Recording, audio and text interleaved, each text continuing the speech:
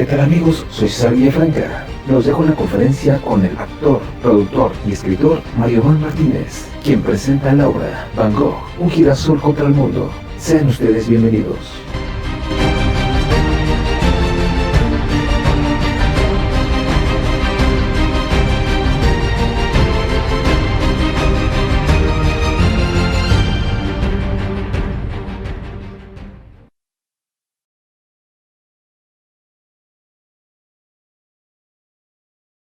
Amigos de César, los invitamos a que nos acompañen aquí en el magnífico Teatro de la Ciudad de Esperanza Iris.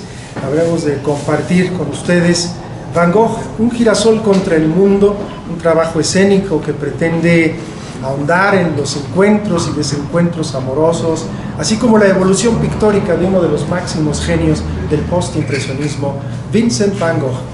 Dirige la maestra Luli Rede, escribe y actúa un servidor, Mario Iván Martínez. Los esperamos.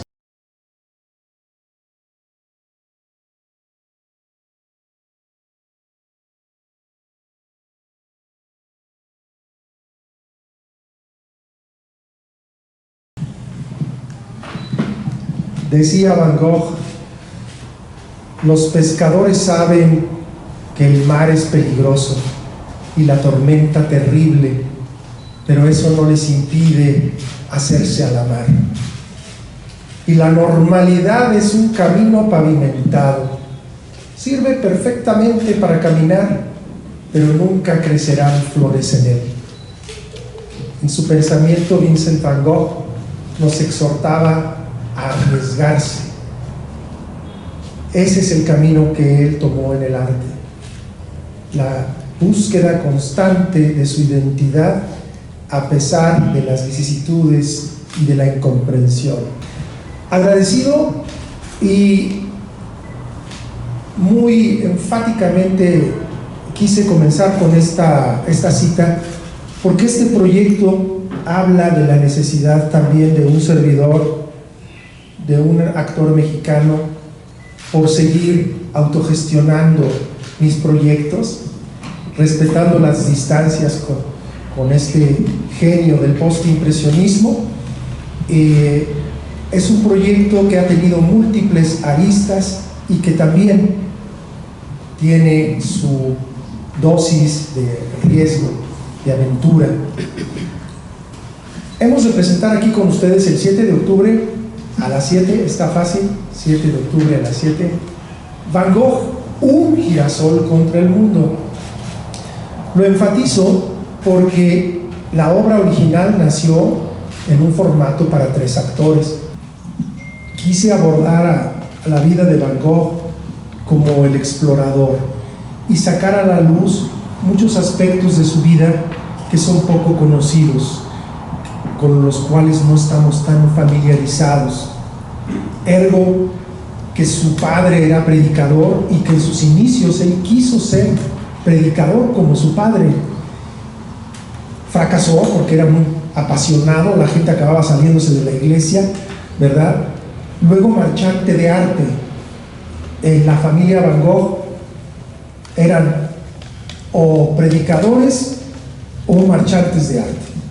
Específicamente en la Goupil, donde tenía un tío, el tío Cornelius, pero tampoco funciona como marchante de arte porque hay una anécdota en donde una persona dice: este cuadro me interesa, le dice a su esposa, porque ese cuadro del caballero con el perrito me gusta. Y la esposa le dice: ay no, querido, ese perro me recuerda al que te mordió en Brighton. Joven, ¿no tendrá usted otro igual, pero sin perro? ¿No? Y entonces él, en lugar de decirle: sí señora, ahorita le busco otro cuadro, ¿cómo es posible que ustedes sean tan ignorantes? Y entonces la gente acababa saliéndose de ahí y el jefe le decía: tu trabajo es vender, no cuestionar el gusto artístico de los clientes.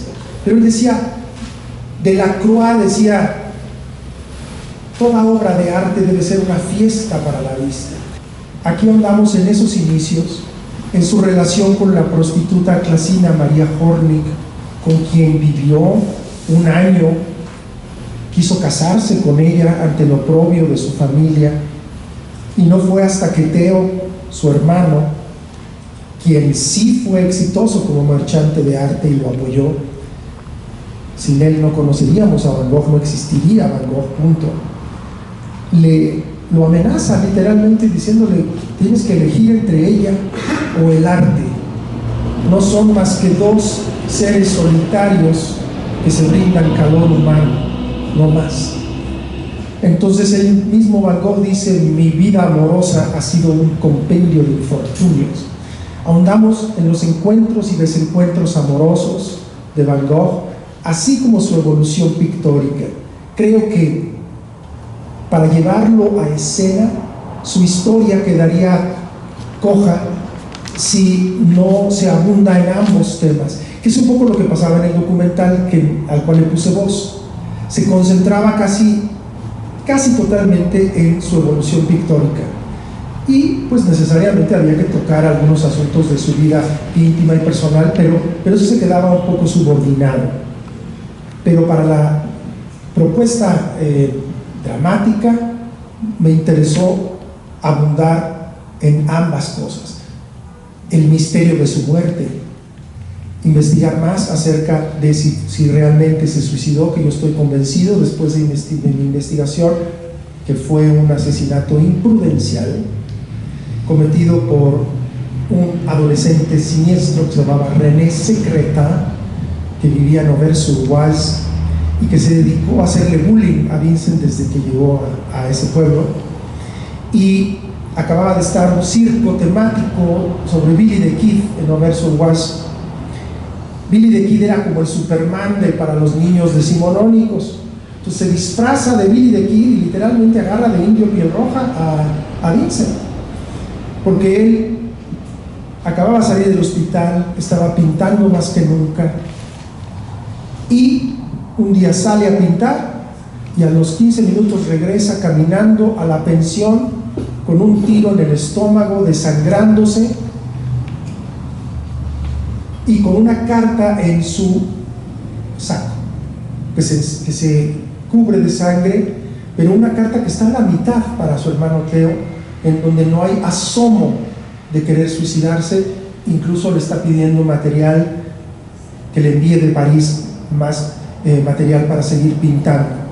También tiene que ver con el análisis de lo que ocurrió con la oreja, con el famoso hecho de que aquella oreja fue cercenada, y después de ello, en el delirio, le lleva la oreja a su prostituta favorita, Raquel, y le dice: guárdalo, gatita, con cariño.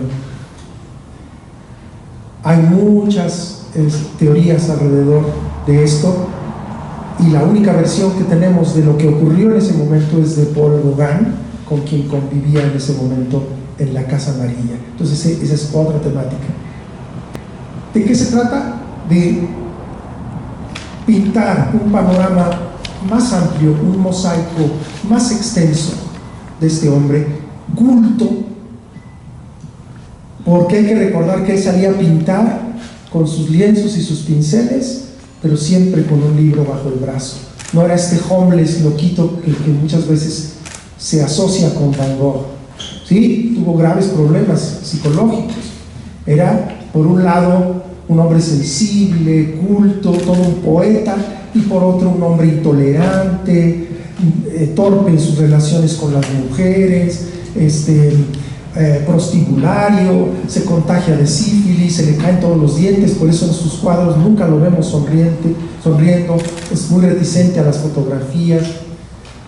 Pero otro aspecto que se toca en la obra que me parece importante es: ¿por qué tenemos a Van Gogh? ¿Quiénes son los responsables? Y no vendió más que, según mis investigaciones, 3 cuadros en vida, y pintó durante 10 años, los últimos 10 años de su vida.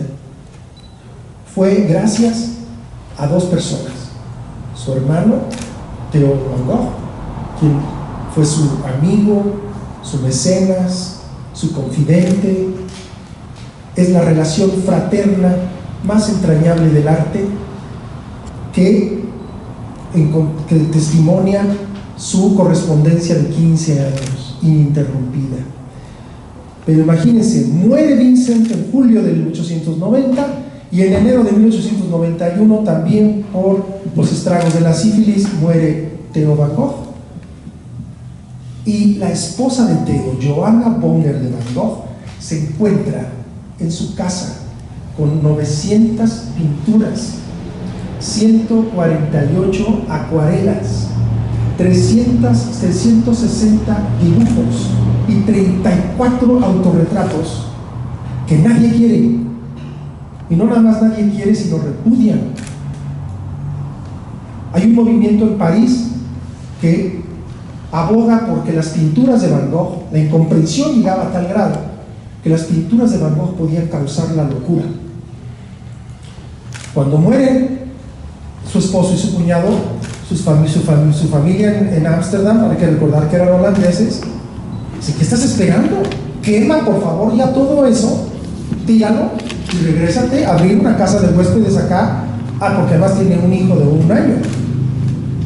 Pero Johanna Bonger, tenemos la fortuna nosotros de que era una mujer académica, atípica de su tiempo, intelectual, que había hecho trabajos importantes en el Museo Británico, completamente atípica y feminista incipiente.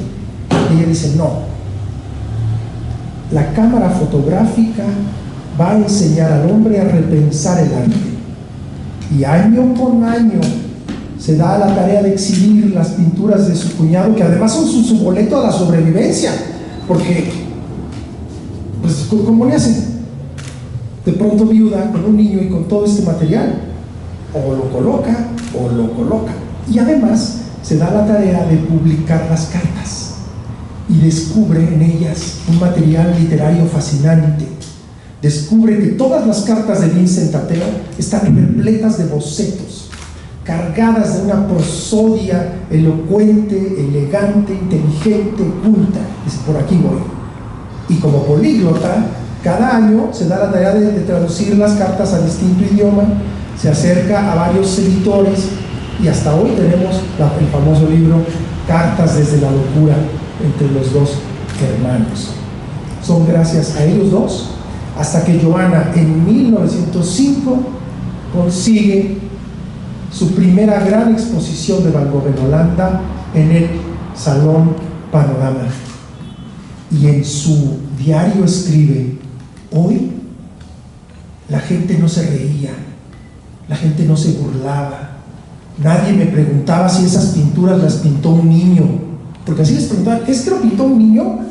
La incomprensión del impasto, de la técnica del impasto de Van Gogh era a tal grado que los críticos decían: ¿cómo se atreve este señor a escupir la pintura directamente desde el tubo?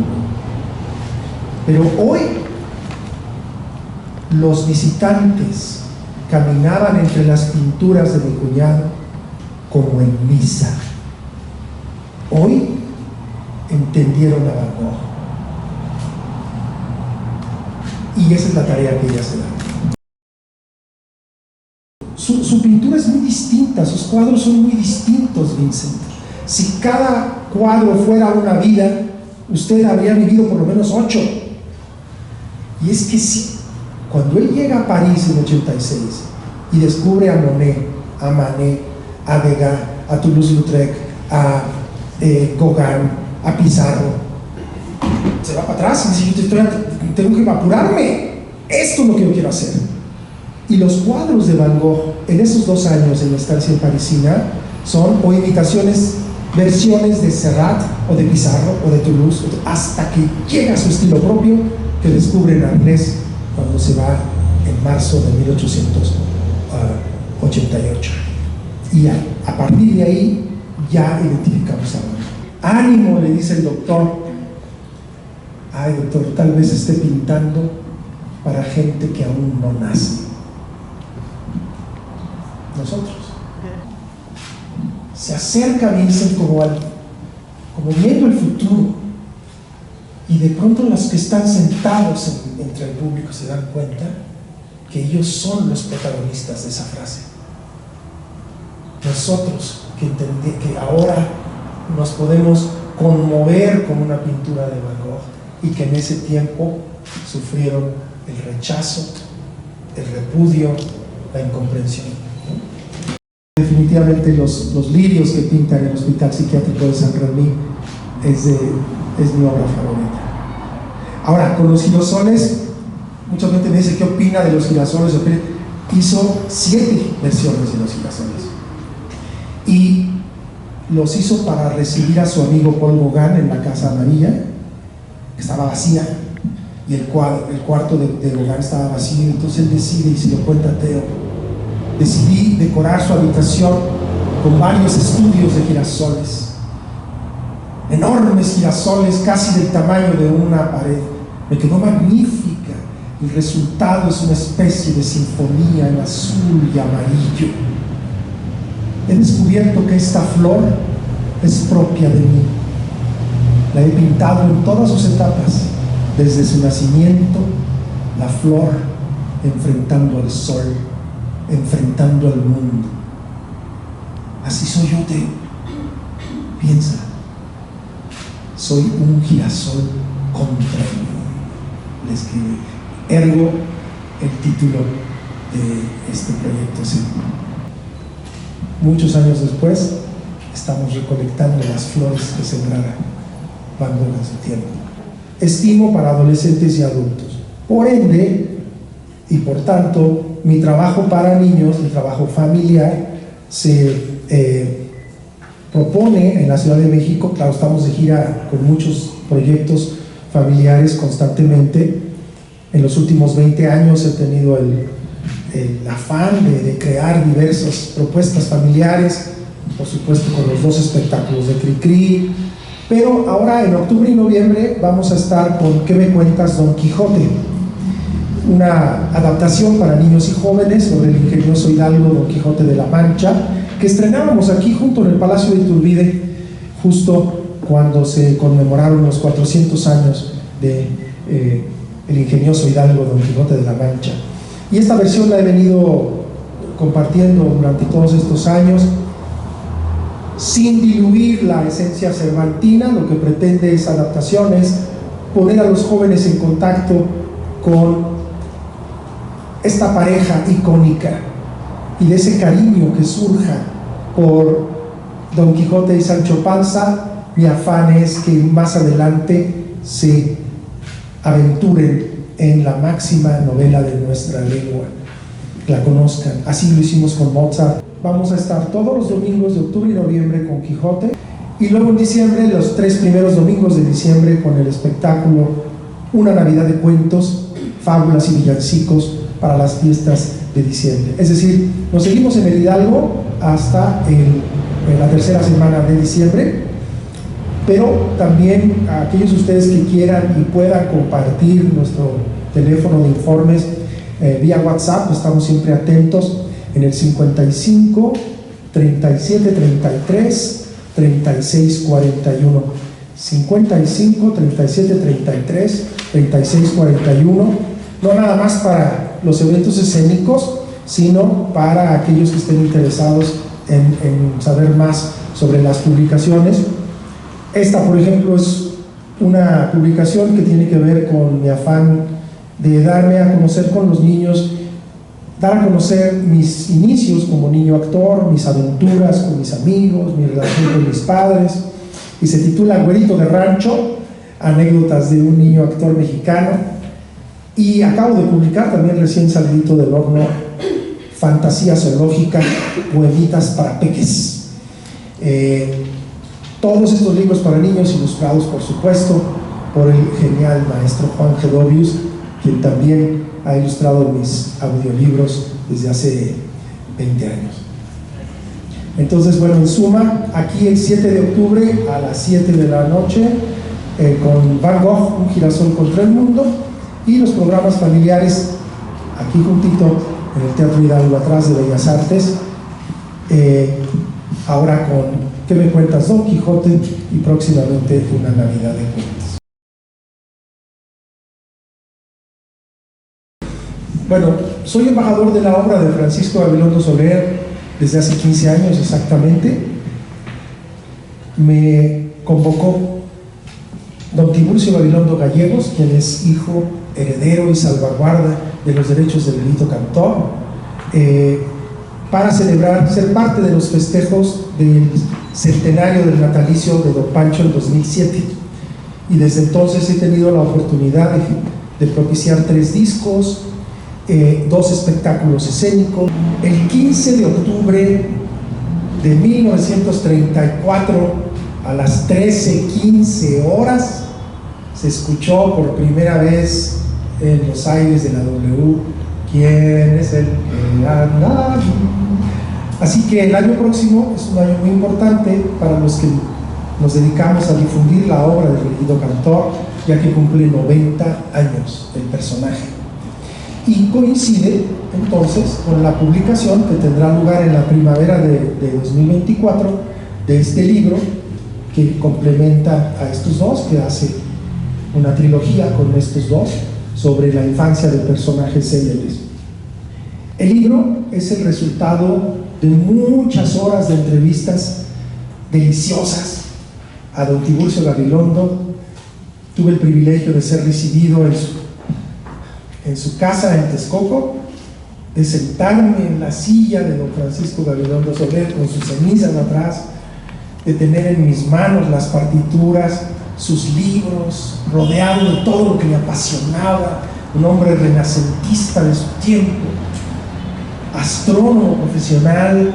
Hay que recordar que la astronomía en México le debe mucho a este hombre, que de manera muy calladita, muy anónima, no le gustaba usar al nombre de Cricri, a menos que fuera necesario para que les abrieran puertas para los observatorios. Entonces, pues igual aquí me puedo ir como hilo de media con Cricri, porque lo que hago es, en este texto, recrear sus orígenes en Orizaba, su relación con sus padres, que con su madre no fue muy buena, pero con su abuela fue fantástica, al grado que le dedicó 2 canciones, El Ropero y Di Por Qué. Y con su padre, Tiburcio, fue quien le abrió la puerta a la fantasía, puso en sus manos los libros de Verne y Hans Christian Andersen y los grandes contistas de su tiempo, Esopo, Samaniego, La Fontaine. Compartía esa pasión. Pero lo que hago es tomar anécdotas reales, como por ejemplo la separación de sus padres. Se vienen a vivir a México con la mamá, y la mamá lo interna en el Williams y le dice: voy a pasar por ti a la escuela. Y un día no llega, y le dan un aventón, y otro día no llega, y entonces don Panchito, de 9 años, pide aventón a una carreta de sandías y se va a la estación de Buenavista, y yo me regreso con mi mamá a Orizaba. Y entonces, como don Tiburcio viajaba mucho, lo encarga con la abuela, doña Emilia, y la abuela le abre el mundo de la música, el piano, ¿no? Toma el llavero, ¿no? Todo esto viene de ella. Su hermanita tenía una muñeca, su hermana Flor, estaba rota y andaba tirando acerrín por toda la casa, ¿no? Hasta que un día la mamá le dice: ya, Flor, por favor, ya deja esa muñeca porque estás tirando acerrín por toda la casa. Y se la quita la mamá y la mete en una covacha y encierra la muñeca. Y esa noche Panchito no sueña con Julio Verne y sus aventuras, sino sueña con esa muñeca abandonada de su hermana, echando acerrín. Y pues, ¿para qué les digo más? Propició, ¿no? Y hay un capítulo dedicado a esto, a sus amigos, a la música, etcétera, pero todo llevado a formato de cuento. Que bueno, ya tendremos oportunidad de ahondar más sobre ese proyecto, seguramente el año próximo, porque habrá algunos conciertos especiales en el Cantoral, propiciados por Gapsol, donde vamos a participar muchos artistas, como Voz en Punto, Ensamble Local de México, que ha grabado varios discos a capela con la obra de Cricri. Gracias, maestros, gracias, amigos.